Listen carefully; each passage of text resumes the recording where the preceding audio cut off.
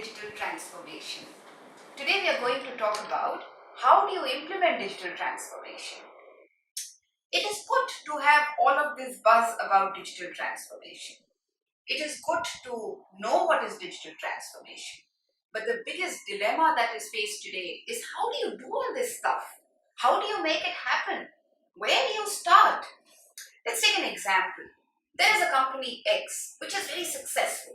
It makes locks and it has the best researchers and designers and engineers and production people, and it does best what it does, which is making locks. Fast forward a few years later, there comes another company which has smart security systems. That company beats this company left, right, and center. The company now has no way to survive. It has fallen on its feet because it did not transform at the time it should have transformed its business processes. They need to now play the catch-up game with this other competitor that they have. What they now need is a customer-centric approach along with technology adaptation, along with a change in the way they work and in the culture that they have within the organization. If all of this is required, how do you really make all this happen? So there are 4 points really to look into when you are looking at digital transforming your business.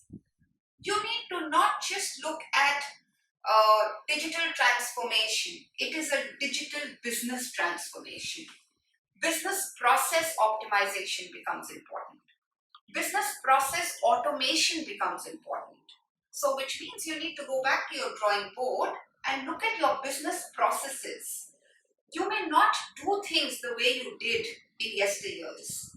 You will have to look at different way of doing things. All the processes that you have in various systems with various teams, they need to be re-looked at. What you also need to look at is new business models.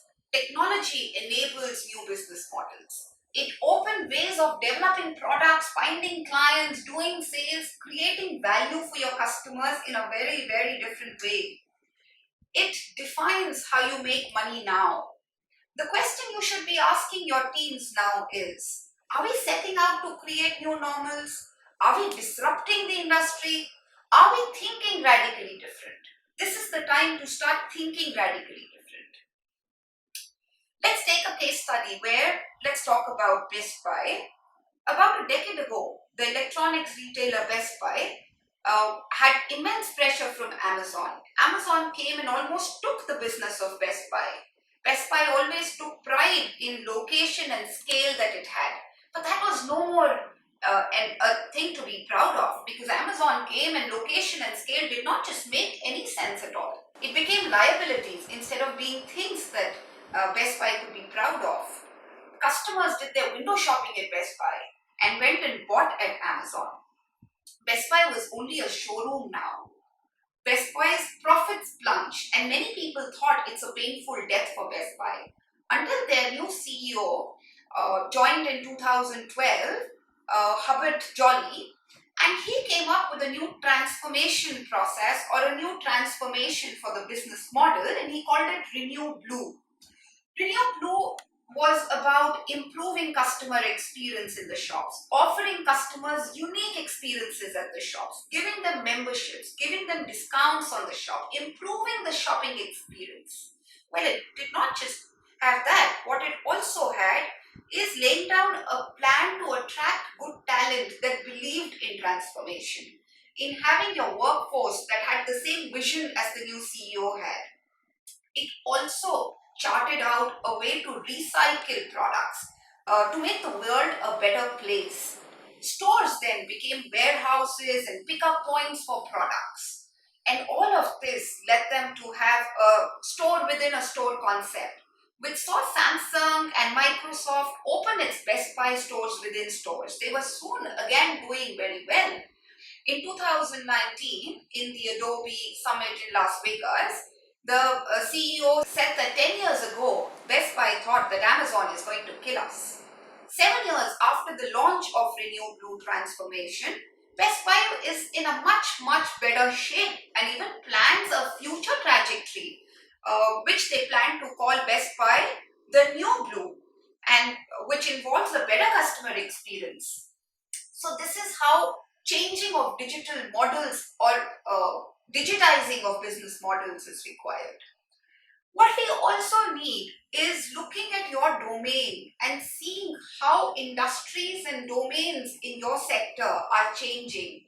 Look at what's happening in your domain and adapt to that change. That change could be a change of the kind of people you hire, that change could be the kind of technology you adopt, that change could simply be a change of processes that you follow. But keep abreast with the change in your domain. What we also need to look at is the business culture that you have within the organization. The organization today needs to adopt an innovative culture with the workforce, a digital culture. You need the buy-in of people to make any change within your organization. People need to be told why certain things are being done the way they are being done. And more importantly, in my experience, people need to be assured that digital transformation and automation is not to cut their jobs. It is not to replace people with machines. It is to enhance customer experience. It is to get better profits in business. Insecurities, apprehensions, training needs of workforce need to be looked at, and they need to be adaptable to this change. Your workforce today needs to adapt to this change. Then the big question is, how do you move from being a digital laggard to being a digital leader? There is no one answer to this question. But the foremost thing you need is a digital vision. You need to have a vision which links to the goals that you have for the future of your business. Let's look at some digital visions. For example, Google's digital vision is to provide access towards information in one click. Or Amazon's digital vision, it is to be Earth's most customer-centric company, where customers can find and discover anything that they might want to buy online. Corporates need to start talking about the Uber movement within their organization. They need to start talking about avoiding the Kodak moment in their organizations. Let's take Schneider Electric, for example, where the company is more than 100 years old and they started with electrical equipments. Today they create intelligent energy solutions, and that has been the digital transformation that they have seen. So having a vision is paramount. The other important thing about digital transformation and how to move to be a digital leader is identifying problems. If you don't know the problem that you're solving, you really don't know where to adopt this transformation. Let's look at one example again. Let's look at Neopenda. It's a company that creates wearable technology. 3 million babies die in the first month of life every year. And this number is very high in underdeveloped countries in the African continent. The primary cause is that the babies die due to asphyxia, prematurity, infections, and a lot of other preventable diseases. And the challenge that is faced in those continents is that the clinicians are already overburdened. The nurses don't have time to attend to so many kids and babies. Let's look at a figure. In the US, the neonatal intensive care unit would have a nurse look at 2 to 3 infants at any given point of time. And the nurse in an African subcontinent is looking at 20 to sometimes 40 babies. Other challenges are the traditional equipments that they use. So Neopanda uses this power of IoT, where the mobile devices which are worn on the baby's wrists measure the pulse rate, the respiratory rate, the blood oxygen saturation, temperature. It transmits this key information through a mobile phone to the health workers and the nurses, alerting the nurses if there is something abnormal in any of these measurements. So what it does is it helps to save babies in their very crucial first year. All this was possible because they understood the problem that they're trying to solve and then adopted technology to find a solution to that problem. And hence, defining your problems is what you need to do to be able to adapt from the plethora of technologies that people talk about today. The other thing that you need as a very important weapon in your arsenal is a customer-centric approach or a user-centric approach. Digital transformation is incomplete without that approach. There are three pillars. There is people, there is business, and there is technology. Business and technology are taken care of. People is what you need to take care of. There is a saying that goes that if you don't care, neither do people. Right? So people are not going to care about companies that don't care about them. So they need special focus. And today's customers have changed. They demand anytime, anywhere. They want it when they want it, at the location at which they want. So creating your product for human desirability becomes paramount. User-centric approach also helps in increase of adoption. The users also become your brand ambassador and they talk about your product in the networks that they are, which also reduces your marketing efforts. The Metcalfe law, which I spoke about in detail in episode 2, talks about how users can be leveraged and their experience can be leveraged to market your product better.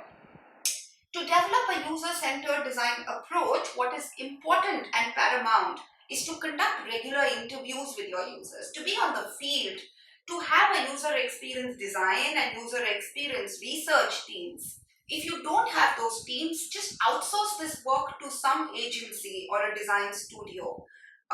Take care when you choose these design studios. They should have processes and team members to be able to take care of all your user experience design and research needs. Provide personalized journeys and experiences to your customers using technology.